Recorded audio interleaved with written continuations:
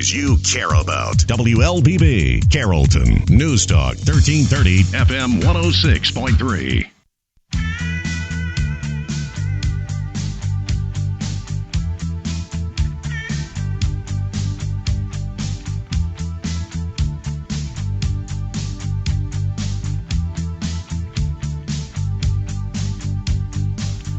Good morning. Welcome to the Community Voice. I'm Steve Grenick, your host. Delighted to have you with us. It's the day before Election Day, and you guessed it, we're going to talk a little bit about that. But first and foremost, thank you for listening. Thank you to our sponsors, Tanner Health System, Oak Mountain Academy. Our guest in studio is Mike Crane, former state senator for the years 2011, 2017. Am I right? 2016. Oh, okay, 2016. It may have actually kind of gone over a little bit, but somewhere in there. Yeah. All right. It was a 5-year stint. And for District 28, you ran for Congress in 2016, lost in a runoff. By profession, you're a general contractor, and you also host a podcast now. I've been doing it for a year, called Common Ground with Mike Crane. Yeah, there you go. Yeah, we do that on Facebook. I don't know if it's technically a podcast, but it's Facebook Live, and we put it out every week, usually on Sunday evening. Sometimes we get a little more active when it comes to election time. So. And you're active in Republican politics, hold leadership positions there. So here's my little intro, and we'll toss you the ball. Tomorrow and for a few days after that, in some states, we will be electing our next president, the leader of the free world. 2008, 5 days before the election, Barack Obama declared we are 5 days away from fundamentally transforming America. Fundamental transformation is not changing things a little at a time for the better, but altering, even destroying the foundations to create something entirely new. Democratic Party of the 70s and 80s was generally fiscally conservative and somewhat socially liberal. So my question is, if Joe Biden, a lifelong Democrat, is elected, are we going to get a moderate Democrat in the style of the 70s or 80s? Or are we going to get a Trojan horse who's going to finish the work of the fundamental transformation of America? Wow, I tell you, that lays it out there pretty clearly. I wonder if folks, Steve, realize that's what's on the ballot tomorrow. I mean, and the folks, for so many that have already voted, is that what they were voting on? Were they voting on personality, who they liked, who they didn't like? That's the challenge. But what you just said, I think, is exactly what's going on. And I think your characterization of Vice President Biden as a Trojan horse for the continued fulfillment of a transformation of America, I think that's the plan. And I think his mental alertness would give you indication that he's not leading the charge with what the policy initiatives will be for the Democrats if they get in. So it's going to be a challenge if he goes forward, because this fundamental transformation that Obama referred to is exactly what you said. You used in there your words foundation. They don't like the Constitution.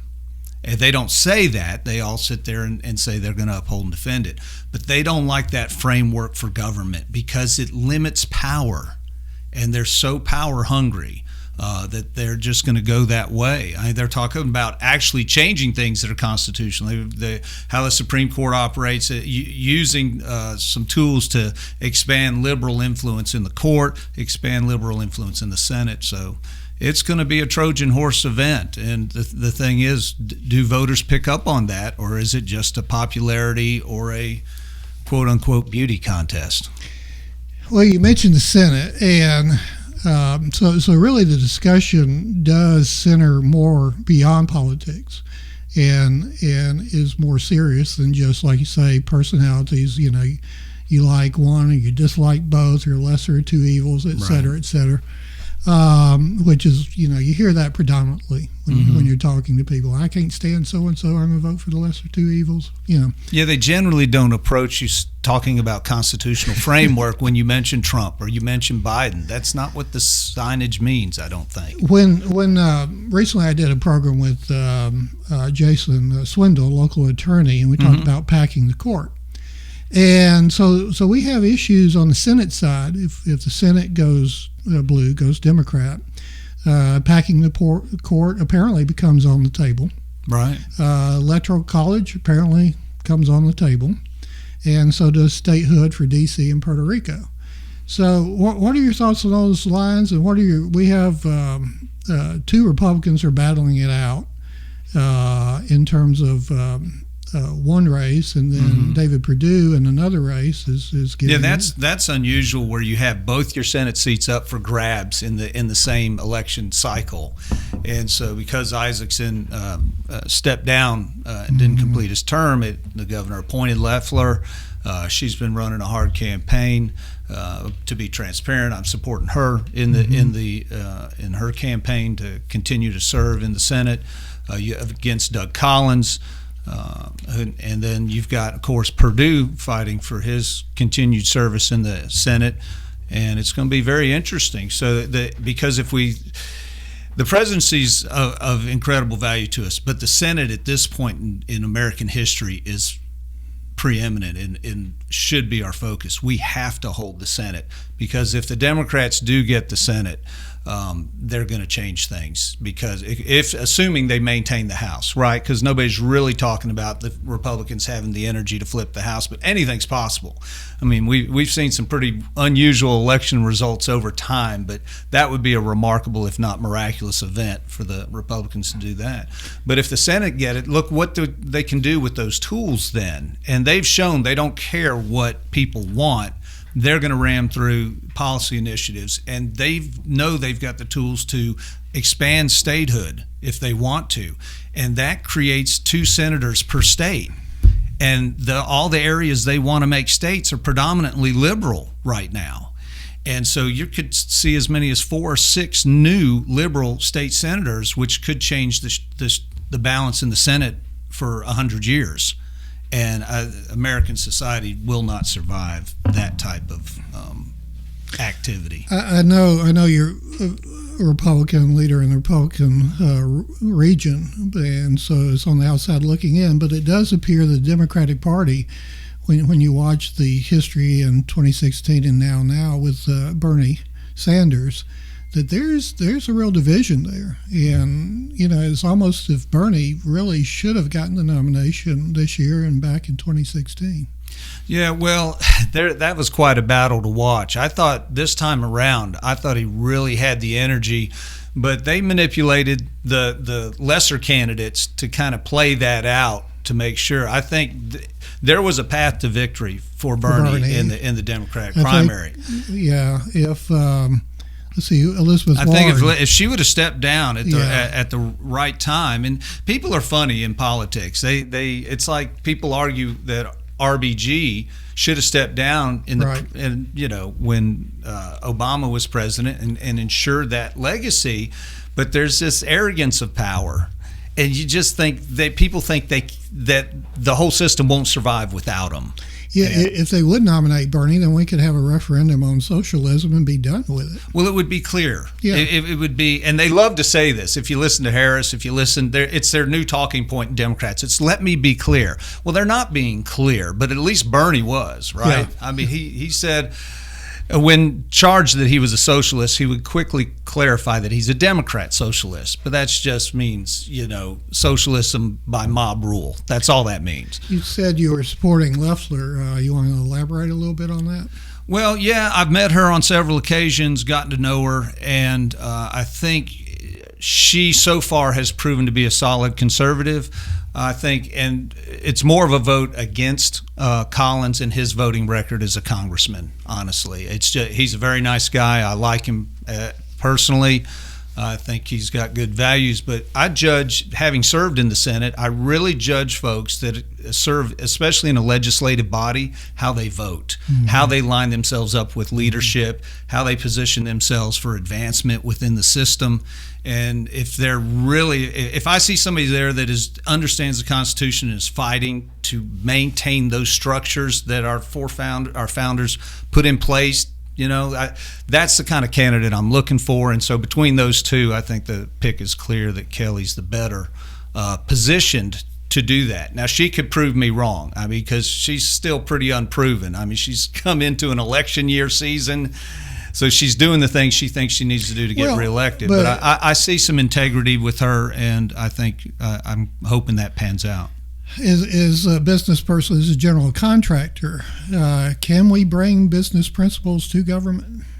Well, I've always thought so, but I watched that not happen because business principles always, there's a transaction going on, and it's always designed for both parties to benefit, right? I mean, when I hire a subcontractor, they don't get punished in the transaction, right? They bring something of value to it. I bring something of value. Politically, the establishment, the thing I always fight about, doesn't operate that way. It's all about power and who has it at the time, and then how they give out little, tidbits and, nuggets of gratification to people who will do what they're told to do. And that's why the system's so broken, why it's so corrupt, why it allows for, the accusations against the Bidens and their family. There's such a platform for corruption because the system doesn't operate as our founders intended. Well, you ran for Congress in 2016, but it's really Congress. I think they're the real culprits here in that they've given so much power to the executive branch, which created the bureaucracy, created all these cabinet departments, regulatory agencies, et cetera.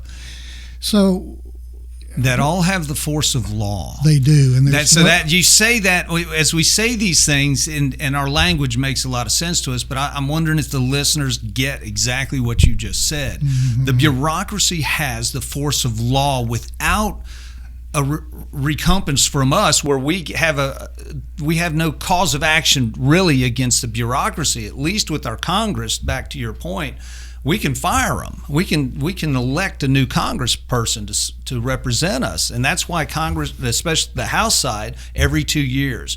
But I think your point's taken. Congress has totally failed its job. The only recourse you have with these regulatory agencies is basically to sue them in federal court, and that's just not practical. It's not. And then you got federal judges, or you have administrative law judges, and it's just there's no pathway. That seem to protect their own institutions. That seems to be their first priority, and that's a great danger to the American idea. Just a reminder, we're going to have election night coverage tomorrow evening on WLBB, KISS 102.7, WKNG 937. It's brought to you by Baxley Jewelers, Agri-America, Smith Brothers Supply, Mike Bell Chevrolet, Jill Duncan State Farm, and United Community Bank. Hosted by Colin Worthington and Seth Kane. And we're going to take a break. We'll be back with more with former State Senator Mike Crane. At Oak Mountain Academy, our daily schedule includes convocation, prayer, and the Pledge of Allegiance. By doing so, we build a family-like community where all students grow and flourish and personal faith is encouraged. Through community service and a historical approach to biblical study, our students are taught the value of the warrior way, honesty, respect, and responsibility. Oak Mountain Academy. We are a family creating legacies. To learn more, visit oakmountain.us. For more than 70 years, you have turned to Tanner Health System for your healthcare needs. As our community moves forward, Tanner is here for you. Strong, safe, and close to home. Routine medical appointments, urgent elective surgeries, and imaging are back on the calendar at our hospitals and Tanner Medical Group practices. With the safety of our patients, staff, and community always our top priority. Learn more at tanner.org. #WeAreTannerStrong. That's tanner.org. #WeAreTannerStrong.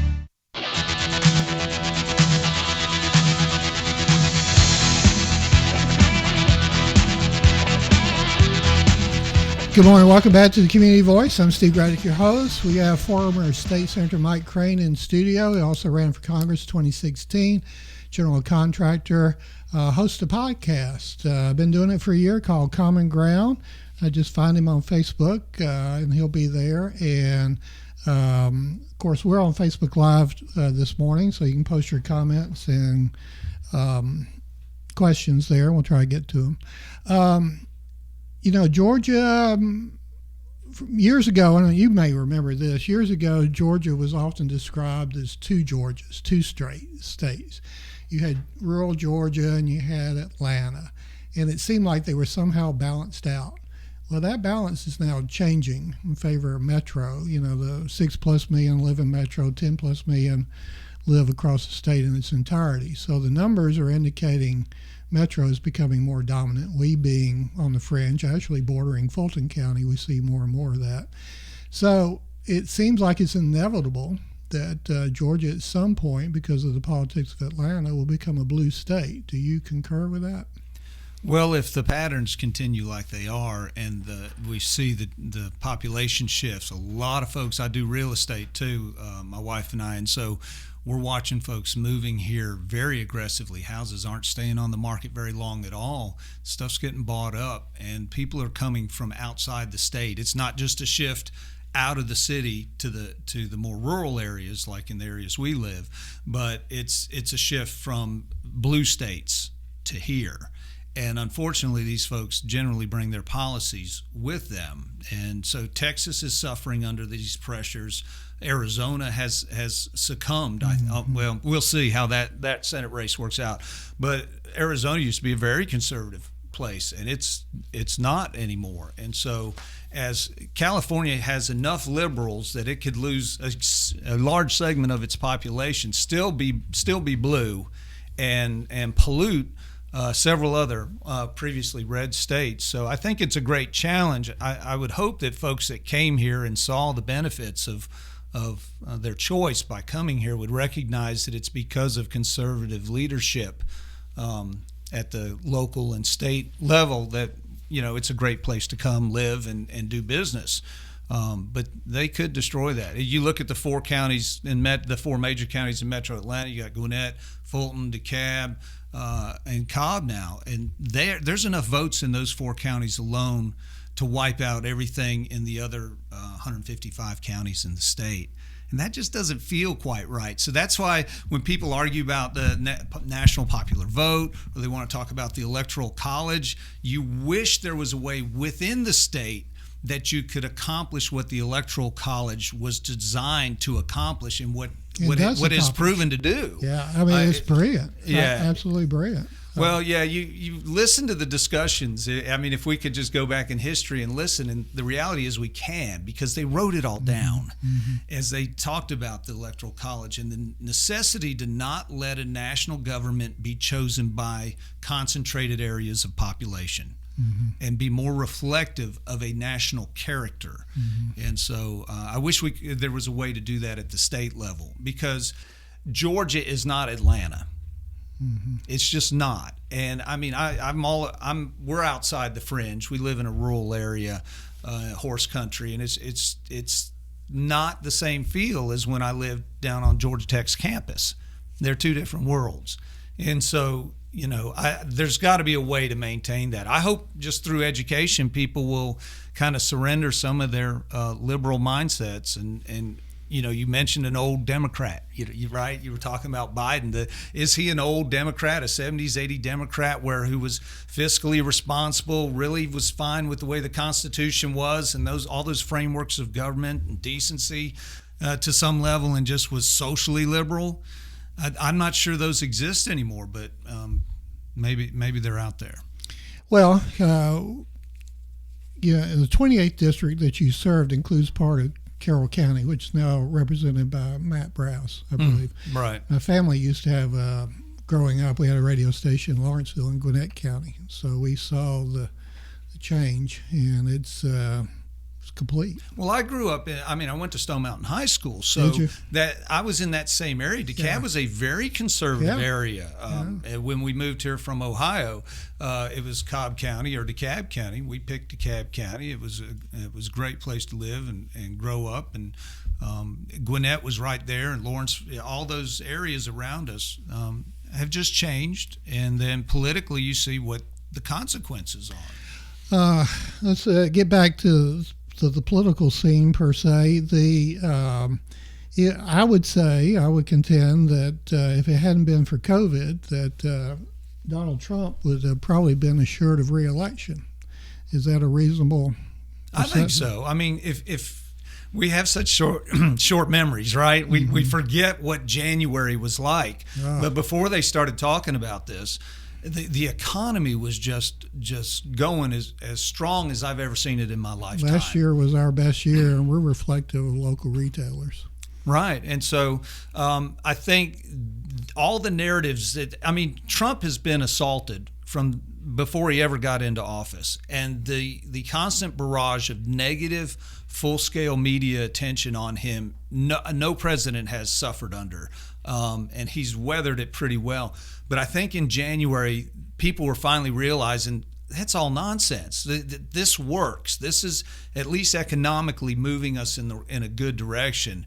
And then COVID was just unprecedented, and the government's response to it was unprecedented. If you look at my text stream here on the thing, I've got some pretty good contacts in some pretty high places, and my text to them in February and March was, "Do not shut down our economy," and that was my admonition, because that was the wrong course of action. Never in the history of the world have we quarantined healthy people. Well, back then we didn't know, how many hospitals, if they'd be overrun. But we didn't shut it down during H1N1, during the swine flu. Right. So, it's been a traumatic thing. But it does point out that capitalism and the free market can really, if you want to really battle poverty, that's where you want to go. Well, you have to. I mean, I don't understand the socialist narrative. I really don't. That they think that they can accumulate all the wealth and then distribute it in such a fashion that it benefits everyone. I think all it does is guarantee equal misery. Gives us an oligarchy, a bunch of crony capitalists. Right. And you talk about the bureaucracy, how to work and manipulate the bureaucracy for your own benefit. Right. So it's really something else. Again, a reminder, we'll be doing election night coverage tomorrow evening, beginning 8 o'clock on WKNG, WCKS, and WLBB. Brought to you by Baxley Jewelers, Agri-America, Smith Brothers Supply, Mike Bell Chevrolet, Jill Duncan, and United Community Bank. We'll be back with more after this. For more than 70 years, you have turned to Tanner Health System for your healthcare needs. As our community moves forward, Tanner is here for you. Strong, safe, and close to home. Routine medical appointments, urgent elective surgeries, and imaging are back on the calendar at our hospitals and Tanner Medical Group practices. With the safety of our patients, staff, and community always our top priority. Learn more at tanner.org. #WeAreTannerStrong. That's tanner.org. #WeAreTannerStrong. At Oak Mountain Academy, our academic excellence shines through innovation and a personalized educational experience. Our pre-K 3 through 12th grade environment offers a family-oriented atmosphere. We are an independent school with faith-based values and an Academy Honor Code. Our academic standards prepare our students for college and beyond. I'm Patrick Duran, headmaster, inviting you to visit us on the mountain or at oakmountain.us. Come see how our warriors are creating legacies.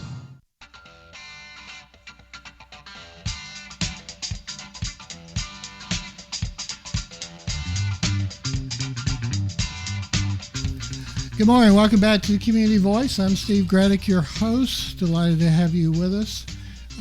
We've seen something that is, of course, very, very troubling, and that's the violence in certain cities across America. Thankfully, unfortunately, we haven't seen that here. And the numbers are horrific. Of course, these are basically referencing the Antifa riots. We've seen more than a couple of dozen have been killed. 2 cops have been killed, 400 injured, $2 billion in damage. I would assume that we, like everyone, that we're all just troubled by seeing this horrific violence across the country. Yeah, we really are. I mean, the images are disturbing. People wonder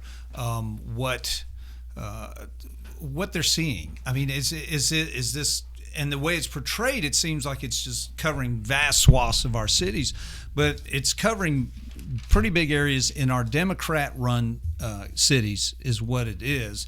And they have hijacked a legitimate public concern about potential police brutality and disproportionate use of force and all those types of things.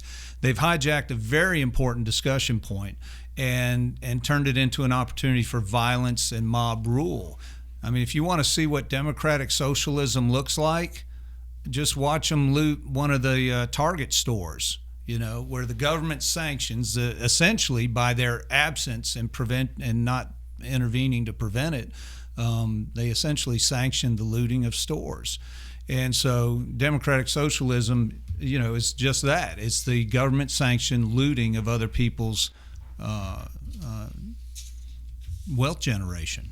You were very outspoken regarding no-knock warrants during your campaign, and I would contend that was part of the reason you were defeated. That was kind of taken out of context. And kind of? Come on now, Steve. Let's use accurate words here. It was totally taken out of context. Fair enough. And it was broadcast by an establishment group that just did not like to see conservative actual leadership in the House. And so, yeah, I'm very vocal against no-knock warrants. I find them to be unconstitutional. I think they're a judicial creation.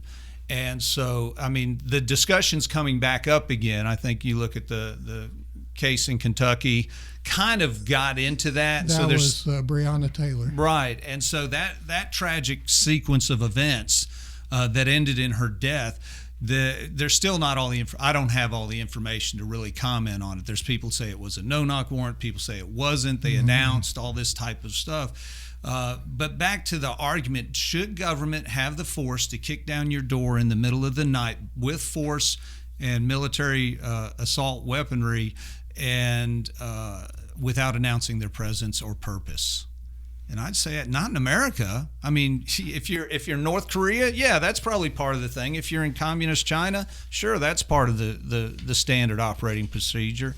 But America, we are guaranteed by numerous areas of about due process, and kicking down your door in the middle of the night because they think you got some drugs or something is not only un-American, it's stupid from a law enforcement perspective. It makes you very vulnerable. But anyway, maybe that discussion comes up again. I think there will be some push in either, under the next administration to look at that and see, because the judiciary created the concept. It was not allowed until a case reached the Supreme Court. I think Senator Rand Paul's been working on that for several years. Yeah, it's one of his things that he thinks is important, but it's this type of stuff gets lost in the weeds. People don't think it's a big problem until somebody's kicking down their door.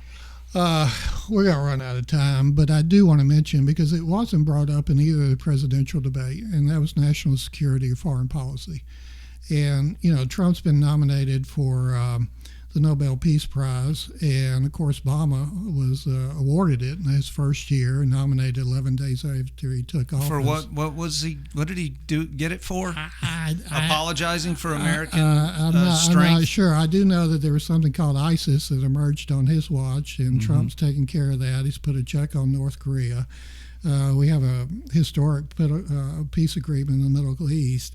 So your prediction, will he get it? And are we so focused now on domestic affairs, including COVID, that we're going to get hamstrung on the foreign policy field, do you think? Well, if Trump's reelected, I think his foreign policy initiatives, which have been pretty strong, it's very pro-American, I think they're essential today.